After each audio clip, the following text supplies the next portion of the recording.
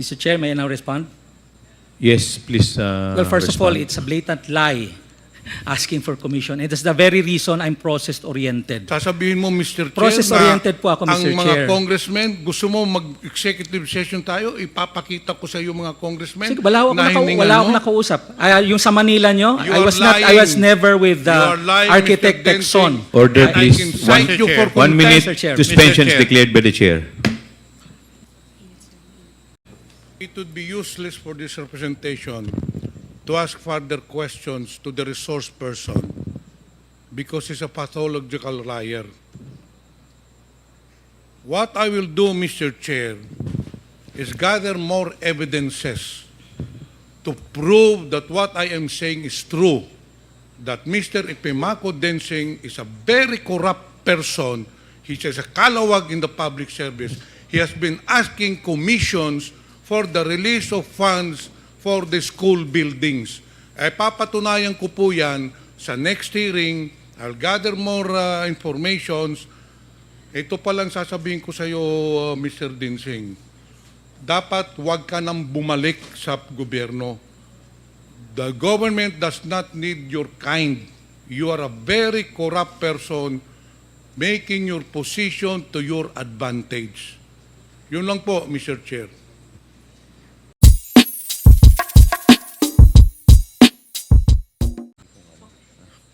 Okay, we will now proceed. The first to interpolate, the chair would like to recognize the Honorable Johnny Pimentel. Thank you, Mr. Chair. My interpellation would focus on the implementation of infrastructure projects in DepEd. I would like to direct my questions to Mr. EPIMACO Densing. Mr. Densing, are you still connected with DepEd? Your Honor, may I, Mr. Chair? Yes, Mr. EPIMACO I left Densing, DepEd you are effective recognized. September 30, Your Honor, September 30, 2024. 2024. Bakit po kayo umalis sa DepEd, Mr. Densing? With the intention of running for public office, Your Honor. Hindi ba kayo tinanggal sa DepEd? Hindi po.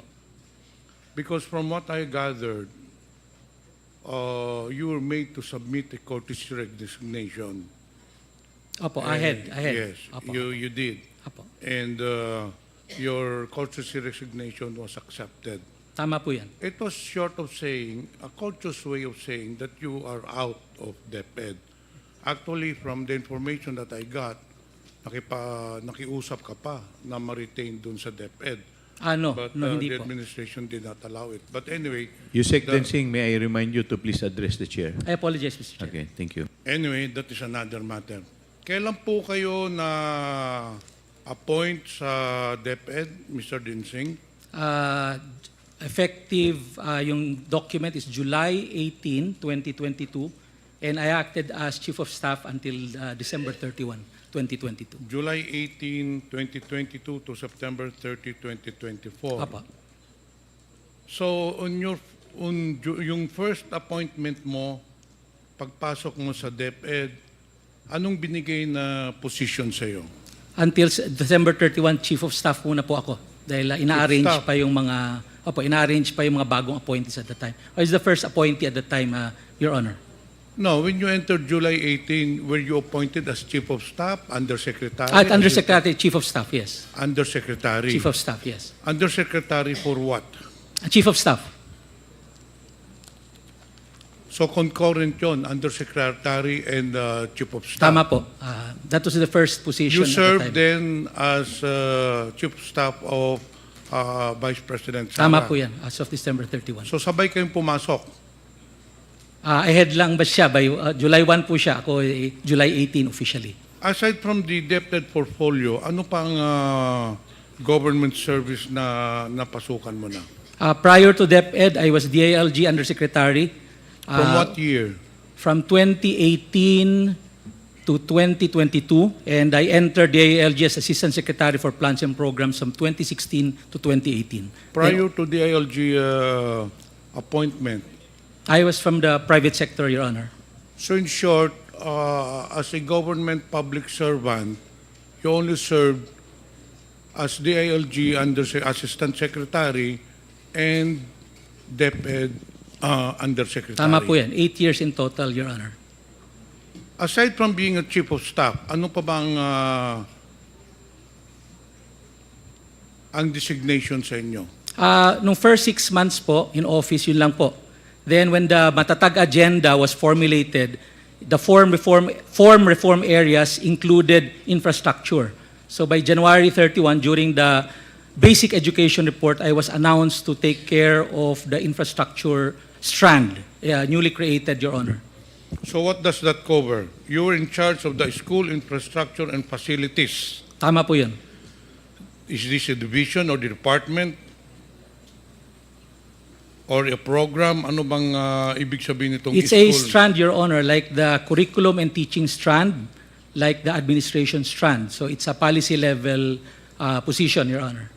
So what covers, anong mandato mo dito sa school infrastructure and facilities? It's to create policy on how infrastructure should be made, creating the long-term strategic direction. Nagkaroon kami ng comprehensive school infrastructure development plan for 2030.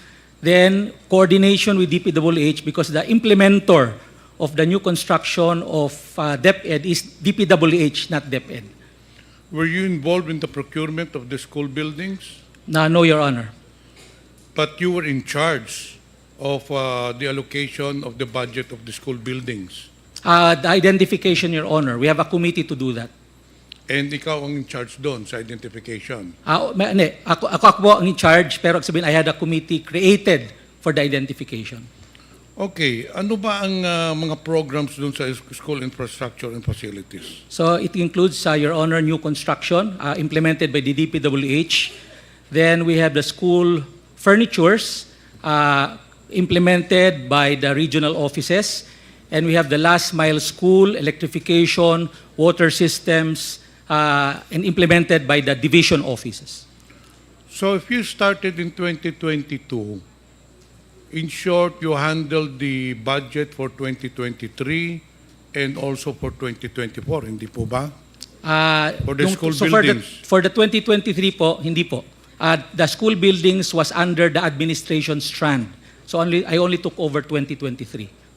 What was the budget? What was the budget of the 2023 school building program? The original budget was 5.9 billion. Yun po ang nasa NEP. And it That was was for 2023. 23 po. That i-explain ko yung original po. 5.9 billion sa NEP. It was only limited to 5th and 6th class municipality. Then pagdating po paglabas po ng JA, nadagdagan po ng 9.7 billion. So a total of 15.6 billion, 2023 JA. For 2024, 2024, sa NEP po is 19.7. By when the GAA came out, it became 24.7 billion for 2024. so i-cover din ng SIF yung Basic Education Facilities Front Programs, hindi po ba? Opo. Tama po yun. So under din sa iyo yun, Ang alin po yung? yung BEFF, the Opo. Basic Education When you say Facilities BFF, and that's the Programs. total infrastructure program. But there is a discrepancy. Sabi mo kanina, 19.7 billion ang NEP. allocated. NEP. But it states here that in the 2023 GAA, the amount of 23,417,897 pesos was appropriated in the GAA for 2023. Your Honor, that's BFF. So that includes new construction, which is 15.6 billion, my electrification, my water system, my repairs, around 4.9 billion, and I think last mile school. So a total of 23 billion, Your Honor. So you were the one in charge for the identification. Tama po yun. Aside from the identification, ano pa ba ang mandato mo as undersecretary? What exactly is your designation? Undersecretary for what? For operations, for administration? Starting 2023, Undersecretary for School Infrastructure and Facilities, starting 2023. So, sakop mo nga lahat ng mga school buildings. Tama po, Mr. tama Chair. po. Okay. So, you were the ones who decided sinong bibigyan ng school buildings kasi sabi mo kanina, ikaw ang nag-identify. So, you were the ones, kasi ang proseso po niyan, nagpapadala yung mga superintendent division or rather the schools division in each district or in each province, they have proposals for the repair, for the construction, and it goes to your office. And then ikaw ang nag-identify sinong popondohan. Dahil hindi naman pwedeng pondohan lahat, hindi po ba? Tama po, tama po. Correct. Pero for this purpose, Your Honor, I made sure that it is equitably allocated. That's why in August 4, 2023, we created a National Technical Working Group composed of 4 area managers, members of Education Facilities Division, merong operation strand na outsider sa SIF strand para ho fair ang allocation and based on needs. And there's a criteria. The criteria is 70% should be allocated to those which are in makeshifts, yung talagang walang classroom from the very beginning, and 30% allocated dun sa may shortage, kagaya ng 2 shifts, 3 shifts, yung po shortage po yun. So nakafocus Mr. po Chair, dun. merong committee na nagde-decide Tama po yun. kung sinong bibigyan ng allocation. Opo. Based on the proposed list of the divisions. Hindi Tama po. po ba? We assume na validated na rin siya. So in short, ikaw talaga ang nagde-decide kung sinong binibigyan. Once na nagawa na listahan ng yung komite, I just accept it at is because I assume that they follow the criteria that we set. But I think you're the one who is really deciding because if I recall, during the budget hearing, Mr. Chair, for 2023, ang pinadala po ni Mr. Dinsing during the party consultations, pinadala ng DepEd during the party consultations, if you remember, for every budget hearings, before the pre-plenary budget hearings, may pinapadala po ng mga representative, in most cases it's the secretary. I recall in 2023, during the budget deliberations, kayo ang pinadala na regarding sa mga school buildings. Tama po yun. I remember that was, I think, 3rd week of August 21 or 22. Tapos at that time, tapos na po yung listahan na ginawa ng National Technical Working Group. I think the list was supposed to be around 15.1 billion. Yun po ang pinresent namin sa consultation. So in short, you really have a big role. You have the big role in identifying and allocating funds for the different divisions with regards to school buildings. Hindi po ba? Tama po, tama po. Ngayon, ang tanong ko, in the 2024 budget or the National Expenditure Program, there was an allocation for Surigao del Sur, in fact, 2 districts. One in the amount of 103 million pesos for, if I'm not mistaken, Tagbina National High School, and another 70 million pesos for Barubon National High School. But unfortunately, in fact, there was already a notice from DepEd to DPWH to conduct the biddings already. However, all of a sudden, the biddings were stopped because accordingly, the funds are not available. Paano po nangyari yun, Mr. Chair? Na nakalagay na nga doon sa National Expenditure Programs, pagdating doon sa 2024, nawala yung budget. Ang nangyari po noon, Mr. Chair, sabi ko nga, meron na identify na 15.1 billion yung National Technical Working Group, which we adopted as is. Yun po ang pinesent namin sa mga ating congressman. But Mr. Chair, it was already included in the NEP. Paano mawawala yun? Ang nangyari po, Mr. Chair, ganito, nung paglabas po ng General Appropriations Bill, yung 19.7 naging 24.7 billion, pero yung 14.7 billion nagkaroon po ng Annex A. In other words, these are the projects identified by the various congressmen. So, yung aming 15.1 nawala. So, since nawala siya, ang una namin ginawa, yung lahat ng may malalaking allocation na 100 million pataas, yun ang una namin kinat para ma-allocate sa mga maliliit. So, yung aming 15.1 at the time naging 5.8 billion na lamang, lumiit po ng husto. So, Mr. Chair, in short, you took it upon yourself to cut the budget without notifying the congressmen. Sabi mo kanina, may mga identification mga congressmen. You took it upon yourself, being the head of the SIF, to cut the budgets of the different proposed school buildings. Ganun ba? That was because there's no more budget in the general appropriations bill. We had to cut for that everybody will also be allocated. So how did you decide, Mr. Chair, kung anong kapuputuloy, anong tatanggalin doon, anong bibigyan? Well, ang decision lang muna is tanggalin yung mga malalaki, which is yung mga 100 million pataas, 80 million taas. Because, Mr. Chair, as I already mentioned, the policy was really to go multi-story. Kasi wala na pong buildable space, kaya medyo malalaki po yung ating building ngayon to maximize buildable space. So, yun po ang nauna. Yung mga 100 million pataas, 80 million pataas. So, yung natira mga 50, 40 million, Ayun two-story, nga, tinanggal three-story. ninyo eh. Yung multi-story, tinanggal ninyo dun sa district ko, Mr. Chair.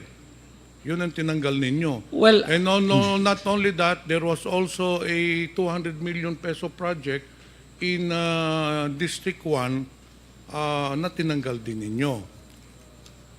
hindi ako familiar in detail, pero I don't remember there's a 200 million school building in any school for that matter. You know what, Mr. Chair? I'll give you an explanation bakit ninyo tinanggal. Do you know a certain Mr. Greg Murillo? Yes, sir, Mr. Chair.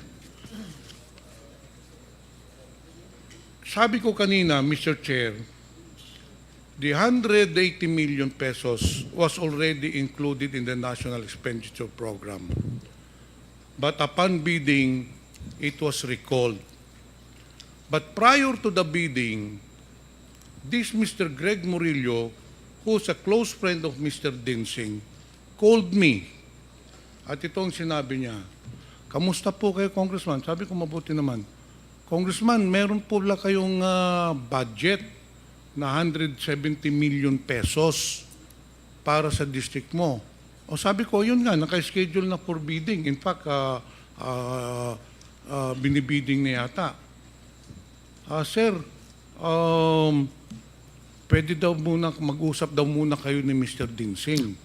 Those exactly the words of him, pwede tayo magharap-harap tayo, baka naman pwede makipagkita ka kay Mr. Dinsing. And sabi ko, para saan? Alam mo na, may pag-uusapan kayo. Right there and then, I already knew anong pag-uusapan. Si Mr. Dinsing hihingi ng komisyon.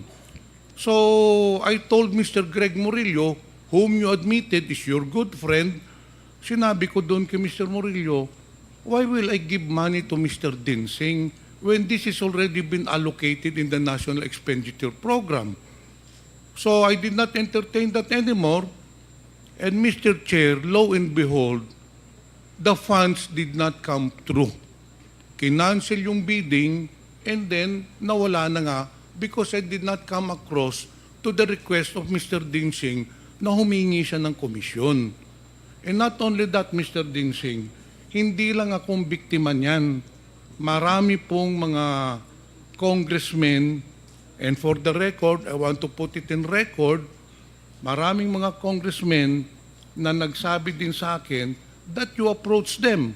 In fact, there is one congressman in Visayas that you were asking for 18% commission of the school buildings. Kasi ikaw nga ang nagdidesisyon kung sinong bibigyan, sino ang tatanggalan. In fact, it is on record. You just said kanina na ikaw ang nagdesisyon kung sinong tatanggalan, sinong bibigyan. Not only that, sometime last year or probably within this year, you met with some of the congressmen in Manila. I already talked to them. Humarap ka doon, may kasama ka pang contractor. Do you know a certain architect, Ralph Texon? Yes, yes, sir. Yes. Yung po ang kasama mo nung humarap ka sa congressmen sa Manila. And just the same, you were implying, you were asking for a commission, hindi lang yun, sinabi mo pa na yung contractor mong gagawa, itong si Mr. Architect Ralph Texon. And that is the reason why, Mr. Chair, tinanggal si Mr. Dinsing sa DepEd. He did not resign. I knew from the very beginning that he will be taken out because there were already anomalies in the distribution and the allocation of school buildings program. In fact, Mr. Chair, nung pag-alis niya sa DepEd, may isa pang inipit na 34 million pesos sa Bislig Central Elementary School, which is in my district. Now, I will not mention anymore the name. One official of the new administration sa DepEd called me. Ano ang sabi sa akin, Mr. Densing? Kong, meron ka bang project na 34 million sa Bislig Central Elementary? Sabi ko, meron. Ano, nakabidding na? Hindi, ini-stop nga eh. Sir, ito, ilalabas na ho namin. Inipit ho ni Mr. Densing. And that is the reason why, Mr. Chair, this person was taken out of DepEd because of his anomalous practices in DepEd. Yun po ang katotohanan niyan. Nakiusap ka pa na ma-retain ka pero hindi na tinanggap ni Senator Sani Angara, and that's good for DepEd because you have been doing the rounds para ka nagbebenta ng isda. Inaalak mo sa lahat ng congressmen ang allocation ng school buildings asking for a commission. Mr. Chair, may I now respond? Yes, please. Well, first of all, respond. it's a blatant lie asking for commission. And that's the very reason I'm process-oriented. Sasabihin mo, Mr. Chair, Process-oriented po ako, Mr. ang mga Chair. congressmen, gusto mo mag-executive session tayo, ipapakita ko sa iyo mga congressmen. Sige, wala akong nakausap. Yung sa Manila nyo, You I are was lying. never with You are lying, architect Mr. Densing. Texon. Order, I please. can cite you for 1 minute Mr. Chair. suspension is Mr. Chair. declared by the chair. Mr. Chair, please allow me to come up with my parochial concern. Because I heard a while ago that USEC Densing was in charge of the allocation of the BEFF or Basic Educational Facilities. Tama po ba? Mr. Chair, if I may. USEC Densing, you're That's correct, sir. recognized. Correct. Pwede ko bang malaman bakit walang napunta sa Antipolo na school building Sir, during your term or the term of VP Sara? ang nahawakan ko po actually is 24. Hindi, tinatanong Opo. ko. Sagutin mo muna ako. Pero sir, ang sa Antipolo kasi, Antipolo, Taytay, tinanong ko rin kasi yan dun sa technical working group, wala na pong buildable space. Yun pong binanggit sa akin. Walang buildable space. Opo. There's a fund with the DepEd na pambili ng spaces. Di po ba? Wala po. Yun po ang nilabi namin nung nakaraang That budget. is for GA 2022? 24 po, 24. Hindi, tinatanong ko nga eh. Sa 22 po, wala. Congressman ako noong 2022. Opo. My wife was a congresswoman I wasn't there yet, but there was since no fund, sir. 2019. I was not there Pero yet. wala kaming natatanggap. Opo. Your records will bear me out. Opo. I As a matter of recognize. fact, the first time, 2022, nag-usap po tayo. Kasi kinausap po ninyo yung mga yung mga members ng parties. Di po ba? And we talk. Sinabi ko yung concern ko na yun. Opo. We did. In fact, nung ginawa nga nila, may mga districts nga, legislative districts na wala po. Now, may I ask you, USEC Densing, is that following the mandate of the Constitution that you are supposed to equitably distribute government resources? That's the part of the criteria that I mentioned to the National Technical Working Group. Tinatanong nga kita eh. Opo. When you do not allocate school buildings doon sa isang lugar, is that equitable distribution? Again, sir, the problem was there are no buildable spaces in the area. Sino po ang nagsabi? Yung National Technical Working Group po. Itong 2024, humingi ako. Opo. 2024, humingi ako. There are buildable spaces, pero wala pa rin.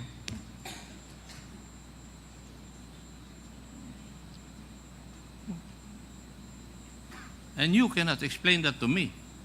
Well, sir, I could not answer because the fund was really small at the time.